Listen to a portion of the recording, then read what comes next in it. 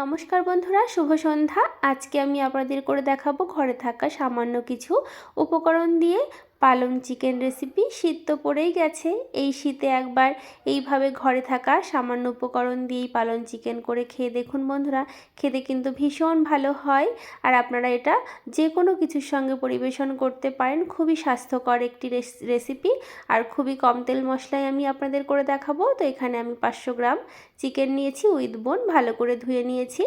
এবারে চিকেনটা ম্যারিনেশনের জন্য আমি কি ব্যবহার করছি দেখুন। এখানে হাফ পাতিলেবুর রস আমি দিয়ে দিচ্ছি। আপনারা চাইলে টক দইও দিতে পারেন, তবে আমার কাছে মত অবস্থায় টক দই ছিল না, তাই আমি লেবু ব্যবহার করছি। এবারে এখানে দিয়ে দিচ্ছি আদা রসুন বাটা, তবে মশলার পরিমাণটা আশা করি আপনারা বুঝতে পারছেন, খুবই সামান্য দিচ্ছি আমি। এখানে জিরে গুঁড়ো দিচ্ছি, এখানে দিচ্ছি ধনে গুঁড়ো, আর এখানে গোলমরিচ দিচ্ছি। এখানে 8-10টা গোলমরিচ গুঁড়ো করে দিয়েছি। এখানে আমি স্বাদ মতো নুন আর সর্ষের তেল দিচ্ছি। আপনারা চাইলে সাদা তেলেও করতে পারেন, তবে আমার সর্ষের তেলে রান্না করতে বেশি ভালো লাগে। তো এবারে সব উপকরণগুলো দিয়ে চিকেনটা ভালো করে ম্যারিনেট করে রাখবো। আর চিকেনটা যত ভালো ম্যারিনেশন হবে খেতে কিন্তু ততটাই ভালো হবে বন্ধুরা।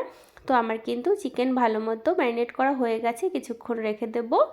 এবারে কড়াইতে আমি জল দিয়েছি, জলের মধ্যে আমি নুন দিলাম আর দিলাম খাবার সোডা। খাবার সোডা দিলে পালং শাক যেটা আমি ব্লাঞ্চ করব, পালং শাকের কালার কিন্তু বজায় থাকবে, কালো হয়ে যাবে না পেস্ট করার পরে। আর আমি কিন্তু জলটা গরম করে নিয়ে গ্যাসের ফ্লেম অফ করে দিয়েছি। এই গরম জলেই পালং শাকগুলো আমি একটু নাড়াচাড়া করে নিচ্ছি, তাই দেখুন পালং শাকগুলো কত সুন্দর নরম হয়ে গেছে। বেশিক্ষণ জলের মধ্যে রাখার প্রয়োজন নেই বন্ধুরা। আমি এবার জল ঝরিয়ে ঝরিয়ে তুলে নিয়েও ঠান্ডা করে নেব।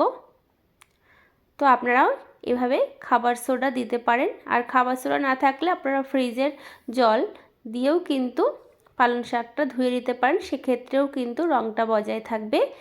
এবারে পালং শাক তো আমি তুলে জল ঝরতে দিয়েছি।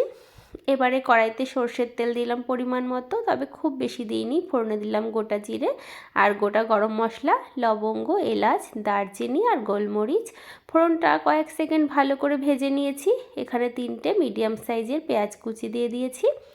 এবারে ভালো করে ফোড়নের সঙ্গে পেঁয়াজ কুচিটা আমি একটু ভেজে নেব, তাহলে কিন্তু ফ্লেভারটা ভীষণ ভালো হবে বন্ধুরা।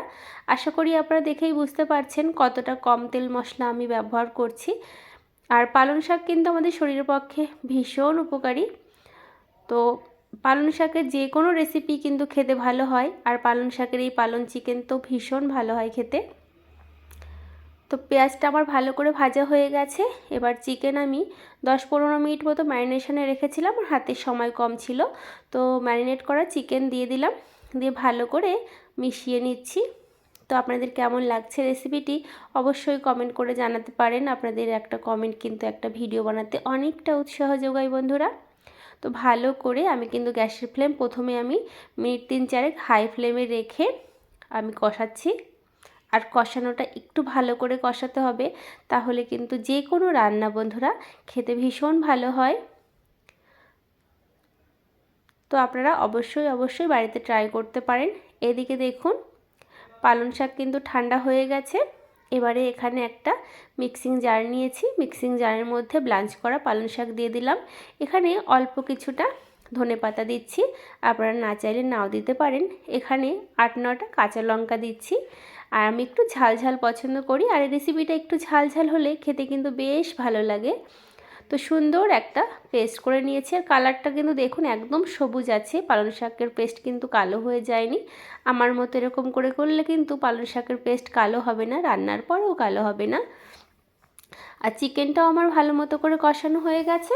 এবারে সেদ্ধ পালং শাকের পেস্ট দিয়ে দিলাম, দিয়ে ভালো করে আরও কিছু সময় কষিয়ে নেব। তো বন্ধুরা, আমার এই পালং চিকেন রেসিপিটি যদি ভালো লাগে তাহলে অবশ্যই লাইক, শেয়ার, কমেন্ট, সাবস্ক্রাইব করে পাশের বেল আইকনটা প্রেস করার অনুরোধ জানাচ্ছি বন্ধুরা। আর আপনারা কে কোথা থেকে আমার ভিডিওটা দেখছেন অবশ্যই কমেন্ট বক্সে জানাতে পারেন।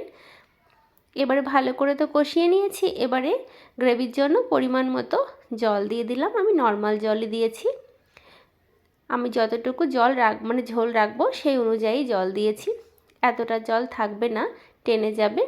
এবারে ঢাকা দিয়ে প্রথমে মিনিট 2 মতো হাই ফ্লেমে রাখবো, তারপরে লো ফ্লেমে আমি 15-20 মিনিট মতো রান্না করে নেব, তাহলে কিন্তু রেডি হয়ে যাবে আমার পালং চিকেন রেসিপি। তো ঢাকনাটা তুলে নিয়ে যে নাড়াচাড়া করে দিচ্ছি, আমার কিন্তু একদম রেডি হয়ে গেছে।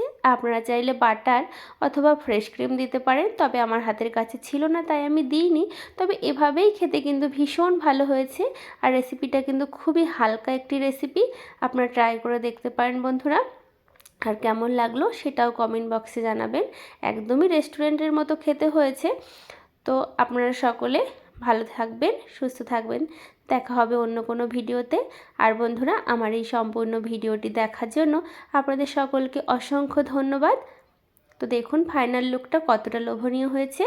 আজ তবে বিদায় নিচ্ছি বন্ধুরা, ধন্যবাদ।